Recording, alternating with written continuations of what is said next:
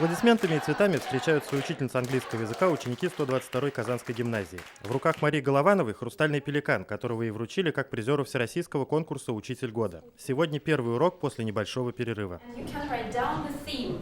Тяга к иностранным языкам была с детства, а вот в школу Мария Голованова пришла 9 лет назад. Сейчас она любимый учитель для сотен учеников, преподает английский и немецкий языки. Мария Вячеславовна прекрасный учитель. Она невероятный, открытый, очень чувствительный, доброжелательный человек. Она всегда открыта и доброжелательна к ним, она всегда готова найти новые способы научить чему-то новому учеников. Я также хожу к ней на немецкий язык.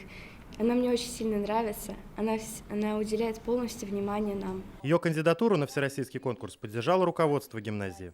Когда в учителе видит потенциал директор, коллеги, учебное учреждение, и его делегируют, можно сказать, на конкурс. Вот это был второй вариант.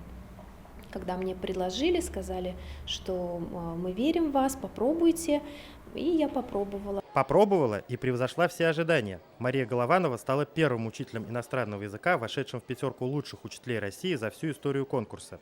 С этого года у финалистов может быть новый статус. Министр просвещения России предложил им стать своими советниками на общественных началах. После такой большой победы на конкурсе учителя открывается и второе дыхание, и появляются новые планы. Вот в ближайших планах это подать документы на грант «Алгарыш», где представится возможность, я надеюсь, поехать в Англию, получить сертификат. Теперь, помимо многочисленных наград и побед, у школы появится еще один повод для гордости. Их дети учатся у лучшего педагога страны. Тагир Валиди, Адель Мендубаев, ТНВ, Казань. Закажи рекламу на ТНВ. Телефон в Казани 5 705 100.